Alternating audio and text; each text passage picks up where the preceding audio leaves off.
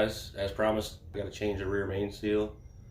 I've got her all jacked up in the air, and I'm going to go underneath and pressure wash it real good. Try to get some of that oil off everything because it's just saturated under there. Oil leaks pretty bad. Just about every time I drive this thing, I got to put a quart of oil in it, and it's getting to be quite expensive on top of dangerous. If I let it get too low, you know, I run a chance of blowing the motor up, and we definitely don't want that. So there's two options. I could pull the motor out and change the rear main seal that way, but with it being all-wheel drive, the front differential and the axles are all connected to the oil pan. So I can unbolt the oil pan from the engine, pull the engine out, or I can unbolt the transfer case and the transmission and slide it back. So I think I'm going to go with moving the transmission out of the way. That way I don't have to pull the motor out, change the oil pan gasket and all that. So hopefully oil pan gasket doesn't leak, but we'll see.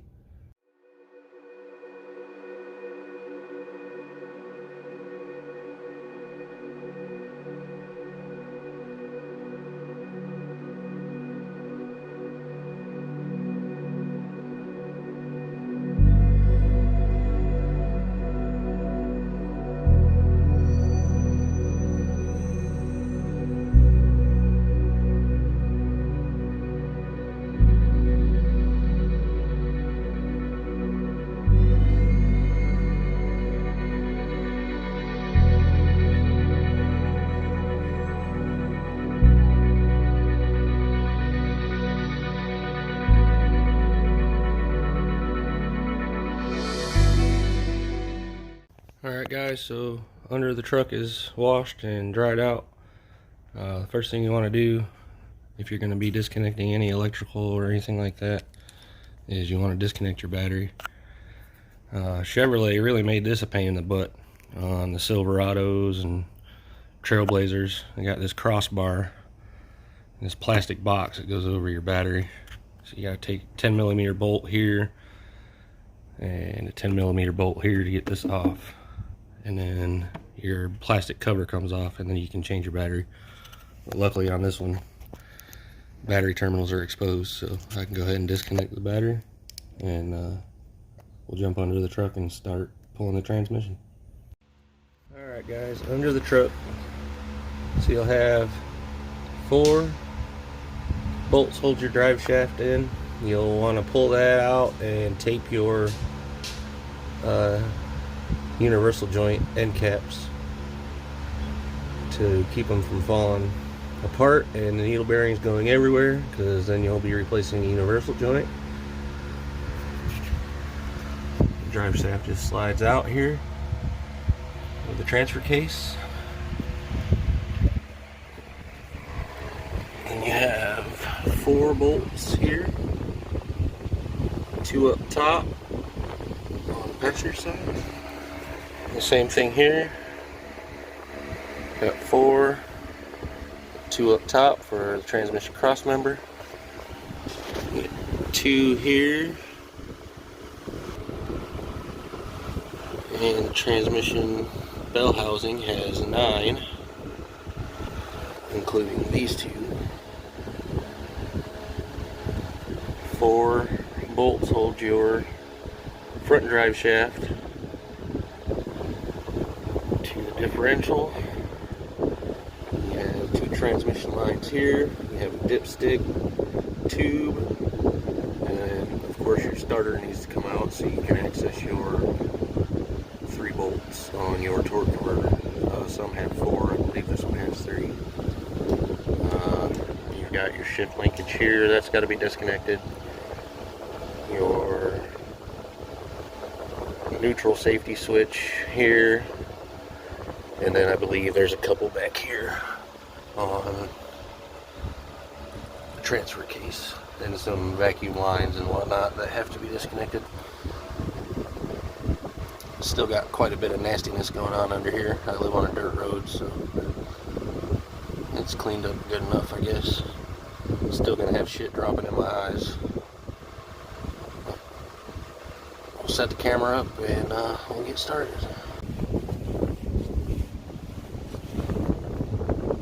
Alright, so turn the drive shaft to where you can get at all 4 bolts, and then set your parking brake to give you a little bit of leverage.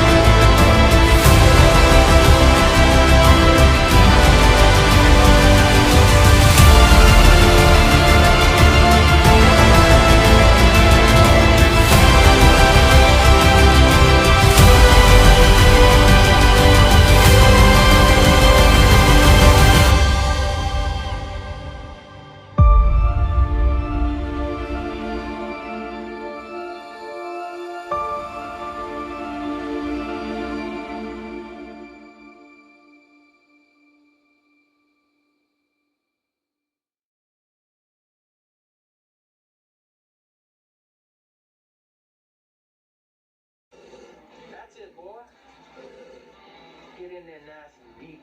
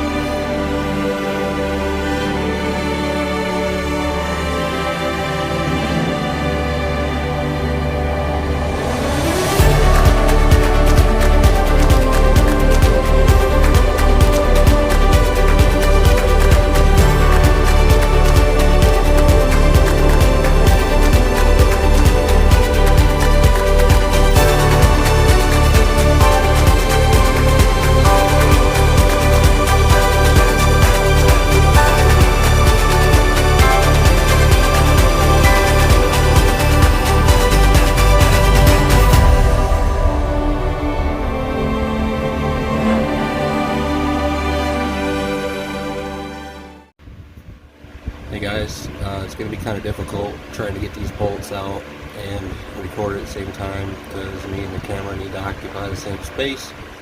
So we've got 12 10mm bolts that holds the cover to the engine block, and then we have two 10mm bolts that go through the oil pan into the cover itself.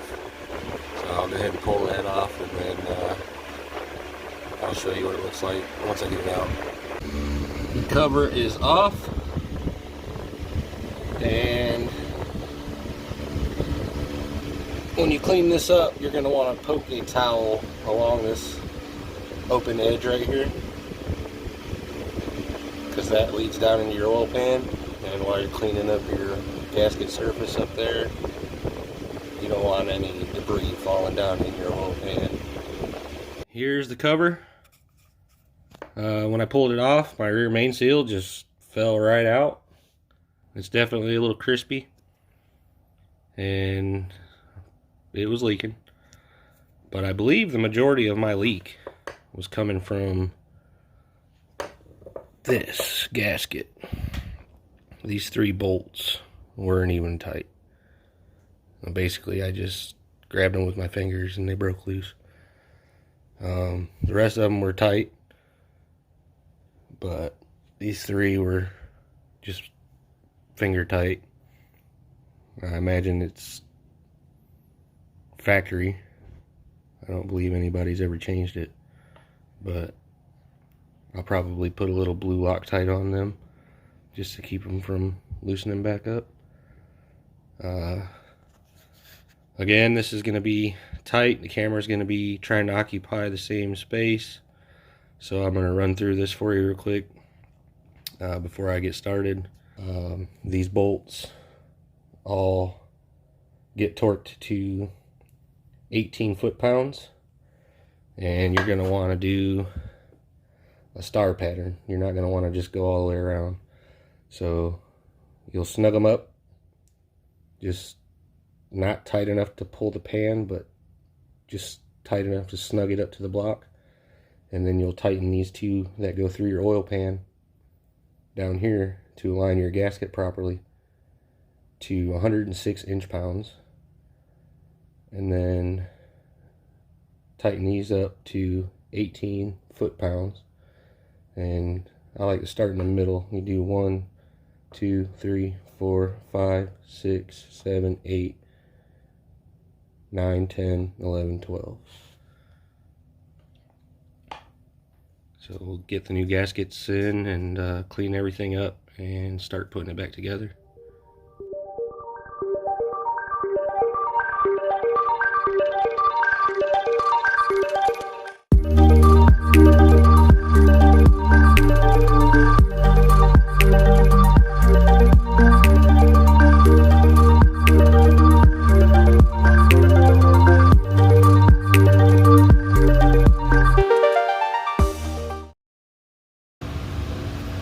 Alright, now we'll run our torque sequence and we'll run the rest of those bolts all the way in and we'll be good to go. Alright, it's getting late. I'm going to try to get this flex plate installed and then call it a night. There's nothing worse than being fatigued and overworked and potentially causing an issue and more work for yourself by making a mistake. So, you know, working under the truck and holding your arms above your head really puts fatigue on you and wears you out pretty quick. But this flex plate is stamped on one side, lets you know which side faces the engine, which is the other side. This side actually faces the torque converter, and there's 6 bolts that holds that in. Those get some blue thread locker, and they get torqued in a sequence of 15 foot-pounds, then 37 foot-pounds, and then 75 foot-pounds. And I gotta tell you guys, there's no better feeling when doing a job like this than that bucket of bolts just slowly getting emptier. You know, when you start this type of job, it gets full rather quick, and trying to keep track of what goes where and all that, so headache in itself. But it's a small victory when you get it down to almost nothing. So we'll get this flex plate mounted and get some good rest, and I'll get back at it in the morning.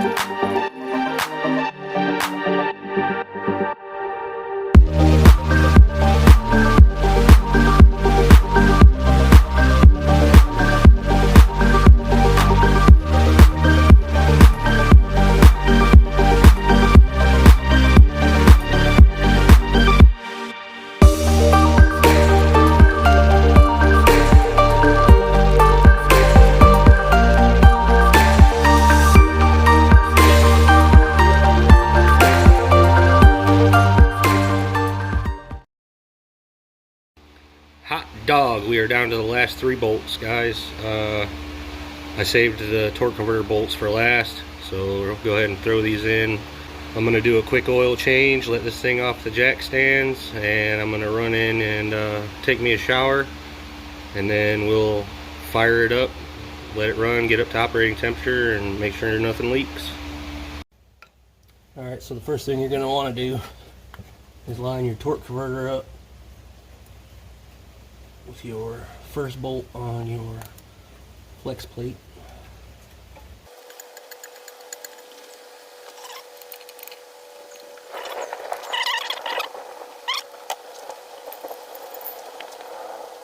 And you don't want to tighten it all the way up. You just want to snug it down a little bit and rotate to the next one. That way you can align them correctly. Otherwise, if you tighten it all the way down, you get to the next one, your holes won't line up and you won't be able to get your bolt in, so you have to back it around again, loosen your bolt up.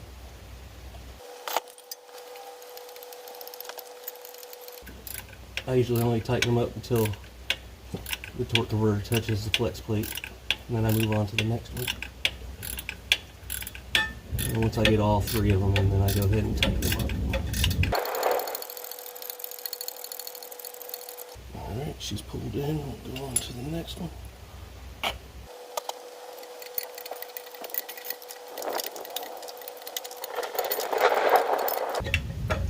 This is a lot easier to do from the crankshaft pulley, but I don't feel like jumping in and out from underneath the truck 20 times trying to get everything lined up, so I'll do it the slow and steady way.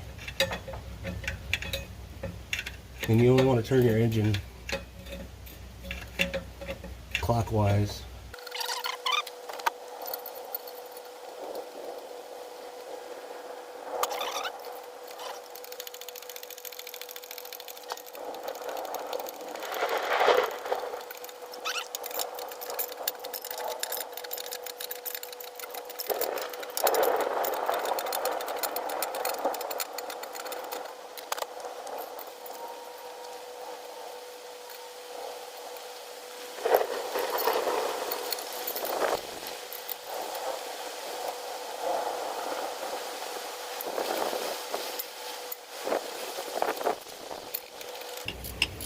And once you got your 3rd one in, you can go ahead and lock her down, go back to the last 2 and lock them down, and then you're done.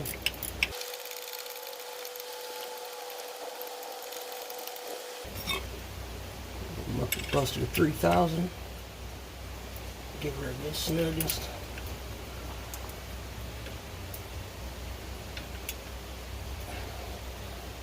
And then use your high bar, hold it while you tighten it down.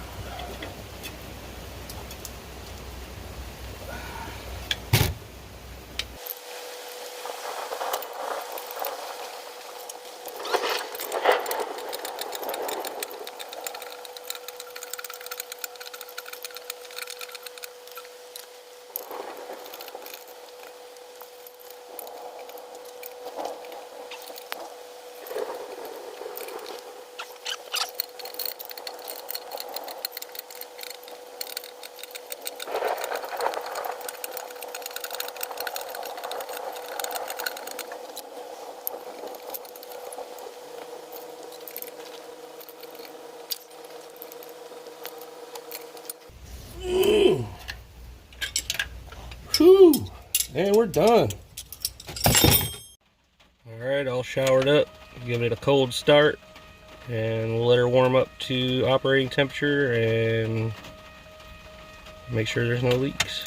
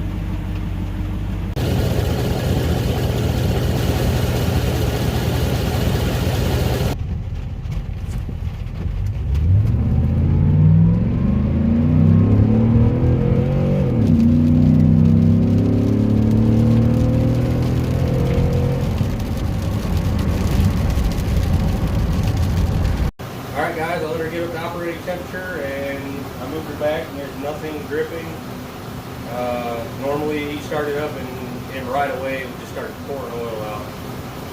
We got no oil dripping, and luckily no transmission fluid dripping from where I disconnected the transmission line. So it was a big pain in the ass. We're going to call this one a victory. Thanks for watching. Like, share, subscribe, and we'll see you on the next